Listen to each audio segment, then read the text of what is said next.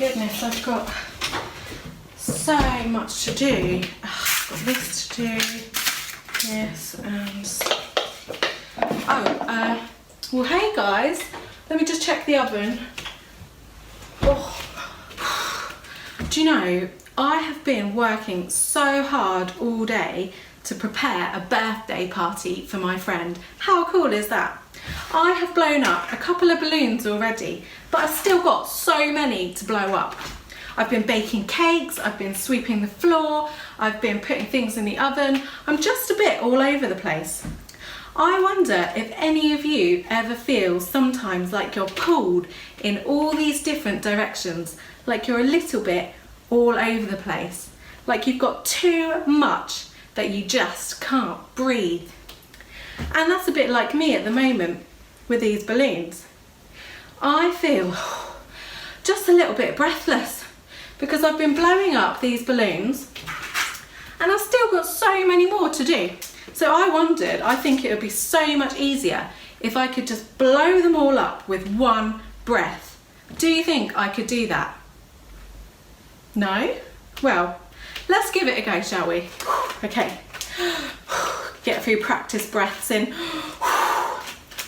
Okay, I'm gonna give it a go. Ready?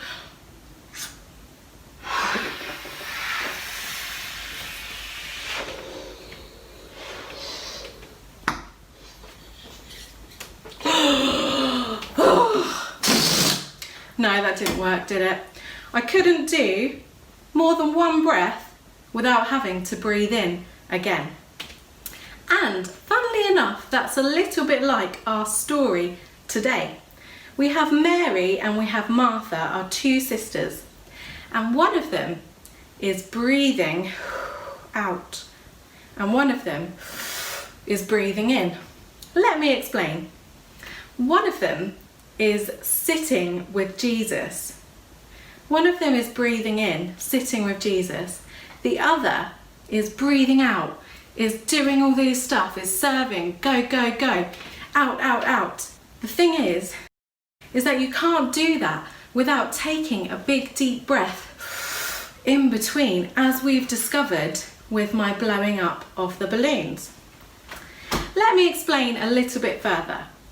Martha was rushing around, she was preparing for Jesus, she was maybe making a meal, and Jesus was in her house.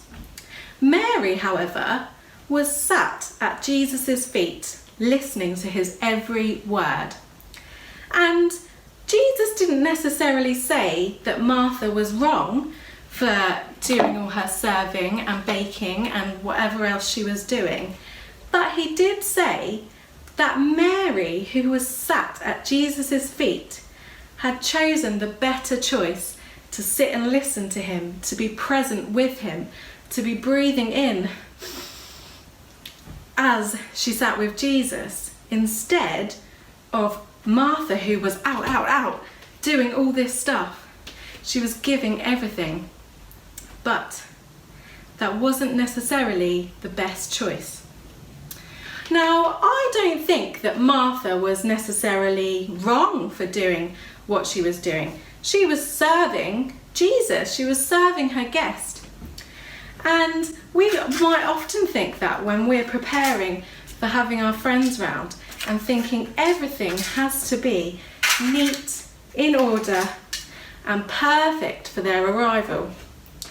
And Jesus even says that we should take care of our guests in the Bible. In fact, I don't know if you remember a talk that we had a couple of weeks ago about the Good Samaritan. This one man took care of an injured man. He made sure that he took him to the nearest inn for food, for care, and for sleep. And he took care, he was generous with his time. He was serving this man. And so Jesus was telling this story, in fact, in exactly the same chapter of the Bible that our story comes from today, Luke chapter 10. And funnily enough, the story of the Good Samaritan comes just before our introduction to Mary and Martha. So we know that serving others isn't a bad thing. The point is that breathing in and out It should just be natural to us. Just like in our Christian faiths, it should be natural for us to spend time with Jesus before going out and serving others. Otherwise, if we don't breathe in first, spend time with Jesus, we may end up resenting the things that we do, just like Martha did. She went to Jesus and said, "Jesus, Mary isn't doing anything." And that might be like us sometimes. We might look around us and think, I'm doing so much, serving for the church, serving Jesus, giving my time for others. What's everyone else doing? We might just end up resenting them. Or we might end up resenting the fact that we have to do these duties at all, thinking, oh gosh, not another thing that I'm doing. All these things are piling up on my to-do list. Or worst of all, we could end up losing the love that Jesus wants us to show to others when we serve. So, kids, this might look a little bit different for you. I think with adults it's quite easy for us to recognise how our to-do lists are piling up, where we're too busy in the week. But kids, this might look a little bit like for when you're trying to pray. Maybe you're praying with your family and praying at ToolBox or praying in cell groups. You might start to pray and then suddenly in your mind is a million different distractions that come into your mind. Well, let me give you a little bit of advice. Imagine that you are a horse. Yes, a horse. I know it sounds funny, but do you know what I mean when I say the horse is blinkered? When the horse is given blinkers like this that come onto their eyes that make them look straight forward, straight ahead. And the point of blinkers is so that they don't get distracted by anything else around them. So I want you to imagine that you are like a horse being blinkered when you pray. When you are praying, you can imagine that you are so focused on Jesus that nothing else around you can distract you. And do you know what? I think that's the advice I would have given to Martha as well, as she's cooking her meal or preparing or whatever she's doing that's distracting her from Jesus. I would have said this: imagine that you are blinkered just to look at Jesus. Like Mary was, she didn't think of anything else around her. She just wanted to sit and be with Jesus.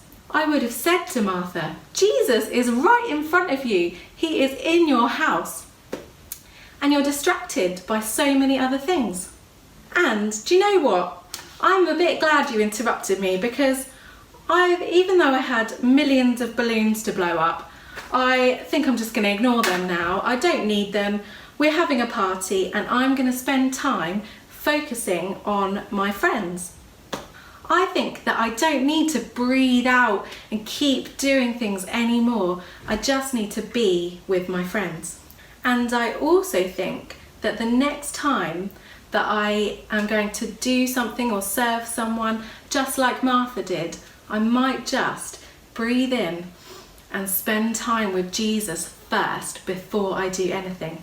I might just make sure that I'm being more like Mary first and spending time with Jesus before going out and doing these things, so that I'm refreshed, full of love, and just ready to show Jesus' love to those people. So I really hope that this story, this message has encouraged you. The next time you think about Mary and Martha, maybe don't think, I don't need to be a Martha. Maybe think, have I been a Mary first? Have I spent time with Jesus first before going out serving or going even about my day? I just hope that this message has helped you, even if you're having the busiest day ever. Spend time with Jesus first, and I hope that that changes your day.